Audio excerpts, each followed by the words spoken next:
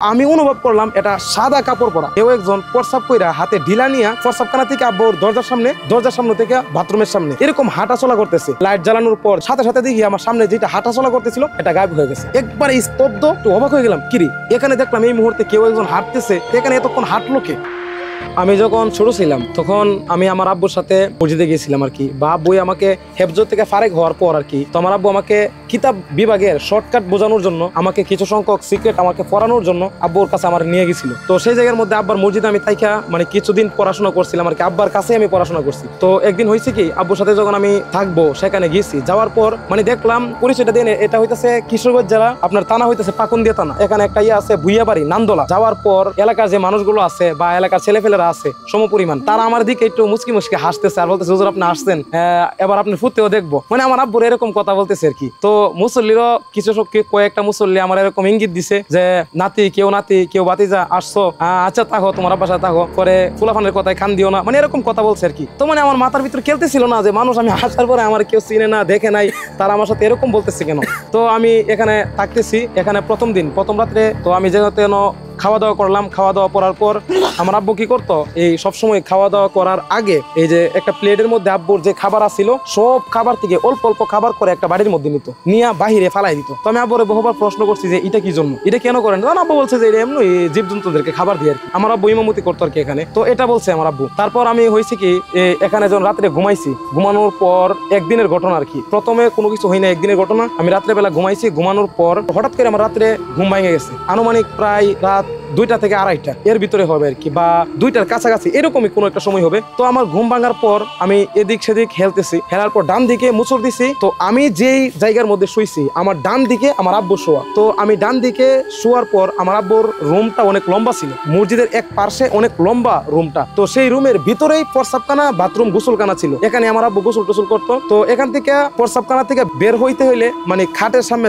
আসা লাগে আর কি। তো আমার আব্বু যেহেতু এনে ঘুমাইছে, আমিও ঘুমাইছি, যেখান দিয়ে হাঁটা চলা করে বা বাথরুমে যাওয়া আসা করে এই পাশেই আব্বা কি করছে, এই খাটের মধ্যে শুইছে আর আমি ভিতরের পাশে। তো আমি ভিতরের পাশে, আমি যেহেতু এদিকে ভিতরের দিকে যেই দিক দিয়ে হাঁটা চলা করে সেই দিকে আমি তাকাইলাম, ডান দিকে ঘুরলাম। ডান দিকে ঘোরার পর আমি দেখতেছি যে কেউ একজন প্রস্রাব কইরা হাতে ঢিলা নিয়ে প্রস্রাবখানা থেকে আব্বুর দরজার সামনে থেকে বাথরুমের সামনে এরকম হাঁটা চলা করতেছে, হাতে টিস্যু নিয়ে বা ঢিলা নিয়ে আর কি। তো আমি অনুভব করলাম এটা সাদা কাপড় পরা। আমি উপরে দেখি নাই, তবে নিচে দেখছি যে সাদা কাপড় পরা। তো আমি চিন্তা করলাম এখানে সাদা কাপড় পরা, হয়তো আমার আব্বু প্রস্রাব কইরা ঢিলা নিয়ে হাঁটাহাঁটি করতেছে আর এরকম একটা শব্দ করতেছে, মানে এরকম একটা মানুষের হাঁটা চলতেছে এরকম শব্দ আর কি, এরকম শব্দ করতেছে। তো আমার আব্বুর রুমের ভিতর আমি আর আমার আব্বু একা, আর অন্য কোনো মানুষ নাই। ওইটা দেখতে ভাই সাদা, মানে বাংলা কথায় বলতে গেলে এখন রাত্রেবেলা, তারপরে মানে ভৌতিক, যে ভৌতিক সাধারণত মানুষ যেরকম ভৌতিক, মানে আমরা ভৌতিক শব্দটা বললে যেরকম আপনার অনুভব হয় যে ভৌতিকটা কিরকম হইতে পারে এরকমই আর কি। তো সাদা কাপড় পরা, প্রথম দিকে তো আমি মনে করছি এটা আমার আব্বু, বুঝে না, তো আমি এরকম কিছু ভাবি নাই। তো আমি যেহেতু ডান দিকে ফিরলাম, ডান দিকে ফিরার পর দেখতেছে এখানে হাঁটতেছে। আমার ডান দিকে হাতটা যখন লম্বা করছি, লম্বা করার সাথে সাথে আমার হাতটা আমার আব্বুর গায়ের গলার মধ্যে গিয়ে পড়ছে। সাথে সাথে দেখি আমার সামনে যেটা হাঁটা চলা করতেছিল এটা গায়েব হয়ে গেছে, মানে এটা নাই। তখন আমার ভিতরে একটা চিমকে উঠলো, বা মানে একটু অবাক হয়ে গেলাম, কিরি এখানে দেখলাম এই মুহূর্তে কেউ একজন হাঁটতেছে, এখন দেখি নাই। তো আমার আব্বু যদি সুহির মধ্যে শুয়া থাকে তো এখানে এতক্ষণ হাঁটলো কে? আর আমার চোখের সামনে এখানে হাঁটছে, এই হাঁটার তাড়াতাড়ি আমার আব্বু তেন শুয়ে যেতে পারবো না। তো এই জিনিসটা ভাইবা আমার মাথার উপরে সুইচ ছিল, এই সুইচ আমি কি করছি, এই বিদ্যুতের লাইনটা আমি সুইচ দিয়ে দিছি। সুইচ দিয়ে দেওয়ার পর লাইট ধরে উঠছে, লাইট জ্বালানোর পর দেখলাম এখানে কোনো কিছুই নেই, একবারে স্তব্ধ। আর গ্রামের প্রকৃতি, মানে জঙ্গলের পাশে যেহেতু মসজিদটা দেখতেও অনেক ভয়ানক। আপনারা মানে ম্যাপের মধ্যে চার্জ দিলেও পাবেন ভুইয়াবাড়ি মসজিদ। এখানে ঐতিহ্য একটা মসজিদ, অনেক পুরনো একটা মসজিদ, এখন আছে কিনা আমি জানি না, অনেক আগের ঘটনা, 17 থেকে, মানে এখানে আসার আগে আর কি। যেহেতু ভাবতেছি যে আমার আব্বু তো এত তাড়াতাড়ি এত দ্রুত এখানে শুইতে পারবে না, মানে এটা অসম্ভব একটা ব্যাপার। এখানে হাঁটতেছি হঠাৎ করে শুয়ে যায়, এটা কেমনি ভাই? এটা তো অসম্ভব, এটা একমাত্র সিনেমাটিক রূপ, এছাড়া কোনো কিছু হইতে পারে না। তো আমি কি করছি, লাইট ধরানোর পর দেখতেছি যে লাইট ধরানোর পর দেখি এখানে কিছু নাই। তারপর লাইট অফ করলাম, অফ করে আমি অনেক ঘুমানোর চেষ্টা করতেছি, কিন্তু আমার ঘুম হইতেছে না। তো আমি এক পর্যায়ে আমার নাড়াচাড়ার কারণে আমার আব্বু ঘুম থেকে সজাগ হয়ে গেছে। সজাগ হয়ে যাওয়ার পর বলতেছে যে কোনো সমস্যা? আমি না আব্বু কোনো সমস্যা নেই, আপনি ঘুমান। তো আমার আব্বু আবার ঘুমাইতেছে। ঘুমানোর পর চিন্তা করলাম যে আব্বু যেহেতু ঘুমাইতেছে আমিও ঘুমাই যাই। তো অনেক চেষ্টা করতেছি কিন্তু ঘুম আসতেছে না। আমার আব্বু মানে পাশে শোয়া থাকলেও আমার ভিতর বই কাজ করতেছে, কারণ আমার আব্বু ঘুম, আর ঘুমানো মানে মৃত মানুষ। মৃত থাকলে যে কথা, ঘুমানো থাকলে এই কথা না। আমি আব্বুকে বলে নাই, কারণ আমি ভাবি যে এটা সাধারণ কোনো বিষয়, মানে ভয়ও লাগতেছে আবার সাধারণও মনে হইতেছে। তো আমার আব্বুকে আমি বিরক্ত করতে চাই নাই আর কি। তো এই জন্য আমি আব্বুকে কোনো কিছু বলি নাই। তো আমার আব্বু জিজ্ঞানোর পরও আমি বলছি আপনি ঘুমান। তো লাইট অফ করে দিয়ে আমি ঘুমানোর চেষ্টা করতেছি। তো ঘুমানোর চেষ্টা করার পর মানে সবসময় যে ঘটনাটা ঘটে আর কি, এলাকার মানুষ সবাই যে বিষয়টা জানে। তো এলাকার মানে এই টিনের উপর অনেক জোরে জোরে চাক্কা দিয়ে অনেক জোরে জোরে ইটা দিই, অনেক জোরে জোরে উপর থেকে কি যেন পড়ে। তো উপর থেকে কি যেন একটা পরে, এই রুমের ভিতরে থাকলে আপনি এটা অনুভব করতে পারবেন, কিন্তু বাহির থেকে আপনি এটা অনুভব করতে পারবেন না। যে দেখা গেছে যে আপনি ভিতরে আছেন, আপনি ভিতরে উপর থেকে টিন ছিঁড়ে বিড়ালাইতেছে, একেবারে অবস্থা খুবই খারাপ, কিন্তু বাহিরে যারা বসা তারা কেউ কোনো সারা শব্দ পাইলো না, এরকম হইতেছে আর কি। তো অনেক এরকম হঠাৎ করে যেন একটা ঠাডার মতন একটা আওয়াজ হয়েছে। আমি তো আবার ফালদা উঠে বসছি, আমার জাকুনের কারণে আমার আব্বু ঘুম থেকে উঠে গেছে। বলছে কি হয়েছে? তখন আমি বলতেছি যে উপরে শব্দ হইতেছে। তখন আব্বু বলতেছে যে আমি তো খুব ভয়, আমার ভয়ে আতঙ্কে চকমক একেবারে লাল হয়ে গেছে। আর ছোট মানুষ আব্বু বলতেছে, আব্বু বলে আরে বেটা এগুলো কিছু না, ঘুমাও, এগুলো কিছু না, এগুলো উপরে ইঁদুর দৌড়াদৌড়ি করে। মানে আমার একটা বুঝ দিছে, কিন্তু প্রকৃতপক্ষে এখানে ইঁদুর আসার কোনো সুযোগ নাই, এই সালের উপর ইঁদুর আসার কোনো সুযোগ নাই, আর ইঁদুর থাকারও কথা নাই এই জায়গার মধ্যে। তো আমার আব্বু আমারে ঘুম পাড়াই দিয়ে, আমার আব্বু একটা কুড়ি মোবাইল ছিল, সেই কুড়ি মোবাইল মানে এমনিতেই কুড়ি মোবাইল টিপা করতেছে, আলো ধরাই রাখছে। আমার বলছে তুমি ঘুমায় যাও। তো আমি ঘুমানোর পর, আমি যেহেতু ঘুমাই গেছি, আমি ঘুমানোর পরে আব্বা ঘুম থেকে উঠছে, মানে আব্বা ঘুমাইছে আর কি। আমার আব্বু আমার ঘুম পাড়ায় তারপর ঘুমাইছে। আর এই মসজিদটার বিষয়ে বলতে গেলে, মসজিদটা হইতেছে এমন একটা মসজিদ, এটার ভিতরে বড় বড় এলইডি লাইট দিয়া ধরাইলেও এটার ভিতরে মনে করেন অন্ধকার থাকে, একেবারে অন্ধকার থাকে।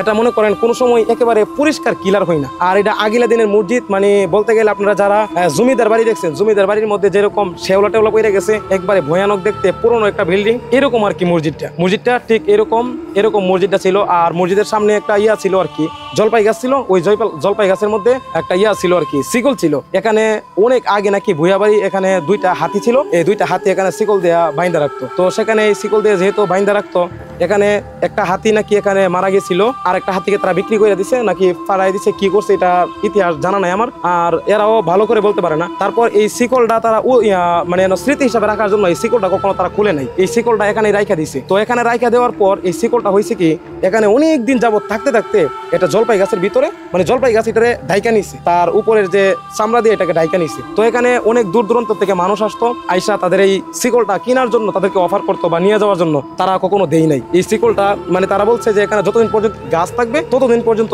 এটা এখানে থাকবে। আর মসজিদের সামনে এরকম এতটুক তফাৎ ছিল, সামনে বিশাল বড় এক পুকুর ছিল, এই পাশে এক পুকুর, এই পাশে এক পুকুর, আর আশপাশ প্রকৃতিগুলো একেবারে অন্ধকার ছিল, মানে দেখার মতো না। তারপর এখানে এই এলাকার আমি অনেক মানুষের সাথে কথা বলছি, সেই সময় যখন আমার প্রথম যখন আমি ভয় পাইতাম, এরকম একটা ঘটনা ঘটার পর আমি তাদেরকে জিজ্ঞাসা করলাম যে আপনাদের সাথে এরকম কোনো ঘটনা হয়েছে কিনা বা ঘটছে কিনা। তখন অনেকেই বলছে যে বিভিন্ন ধরনের ঘটনা বলছে। তো এক মুরব্বী বলছিল যে উনি নাকি আগে তো মাইক ছিল না, এরকম সামনে একটা ইয়া রাইখা মুখে ধরে আজান দিত। তো ওই প্রথম দিক দিয়া এই মসজিদের একটা কাহিনী বলছিল যে আমি সামনে আইসা মসজিদের সামনে দাঁড়ায় আজান দিতাম। তখন তিনি বলেন যে আমি যখন আজান দিতাম তখন এই কলা বাদরের মতন কিছু পাখি আসতো, আইসা ওনার শরীরের মধ্যে অনেক জোরে আঘাত করতো, সামনে উড়াউড়ি করতো। উনি আজান শেষ করতো, সাথে সাথে সবগুলো কোথায় যেন গায়েব হয়ে যেত। তারপরে আরেকজনের কাছ থেকে আমি শুনছি, মানে ওই কানের মুরব্বীর কাছ থেকে আমি এইগুলো ঘটনাগুলো শুনছি আর কি। বিভিন্ন সময় ওদের সাথে কথা বললে তখন ওরা আমাকে যেগুলো জানাইছে আর কি, যে মসজিদের ভিতরে ওরা নাকি নামাজ পড়লে পিছনে কারো উপস্থিতি টের পাইতো, বা ওকে একেবারে প্রকাশ্যে উপস্থিতি টের পাইতো, এরকম অনেকেই বলছে। বা মসজিদের ভিতরে দেখা গেছে অনেক সময় কলাবাদর ঢুকে গেছে, সালাম পিরানোর পর হঠাৎভাবে গায়েব, অবিশ্বাস্য গায়েব। এখন দেখেন আপনি মসজিদের ভিতরে নামাজ পড়তেছেন, একটা মসজিদের ভিতরে একা সেই মসজিদের ভিতরে 20টা 25টা 30টা কলাবাদর ঢুকছে, বা এখানে একটা কবুতর ঢুকছে। কবুতর ঢোকার পর আপনি রাত্রেবেলা একা চিন্তা করতেছেন যে এত রাত্রে কার কবুতর এটার ভিতরে ঢুকলো, এরকম একটা ফিল হবে আপনার। তারপরে হবে কি, যেহেতু এখানে আপনি আসেন ভিতরে, সালাম পিরাবেন, সালাম পিরানোর সাথে সাথে তো এটা উড়াল দিয়ে চলে গেলে আপনি তো আওয়াজ পাবেন কানে যে হয়তো এটা বের হয়ে গেছে। কিন্তু তারা বলে যে আমি সালাম পিরাই দেখলাম এটা বাহিরে যাওয়ার কোনো শব্দ পাই নাই, কিন্তু ভিতরে অনেক দিকে তার পাশে খুঁজলাম, কিন্তু এটার কোনো খোঁজ খবর পাইলাম না, এটার কোনো খুঁজে পাইলাম না, এটা কোনটাই যেন হাওয়ায় মিশে গেছে। এই ঘটনা আমি নিজে সাক্ষী, আমার আব্বু সাক্ষী। তো আমার আব্বুরে পরবর্তীতে আমি বলছি যে এরকম ঘটনা। তখন আব্বু বলছে তাক এগুলো কিছু না, ভইল না। পরবর্তীতে বাড়িতে আসার পর মানে আমার আব্বু যখন আম্মার সাথে কথাগুলো শেয়ার করছে, তখন আমি এগুলো আসলেই বাস্তব আছে এগুলো, তারপরে আরো কঠোরভাবে আমি বিশ্বাস করলাম আর কি যে এইগুলো আছে। ও আমার শরীরে ঘুরে বেড়ায়। রহস্যময় এমন অনেক ঘটনা পৃথিবীতে ঘটে যার ব্যাখ্যা বিজ্ঞান দিতে পারে না। তোমরা কারা যাচ্ছ? আমাদের উঠাও। অবিশ্বাস্য এমন গল্প শুনতে চায় চলতি গল্প বলতে আমাদের সাথে যোগাযোগ করুন। একবার, দুবার, 3 বার। ফোন 0961102759 অথবা ফেসবুকে ইনবক্স করুন।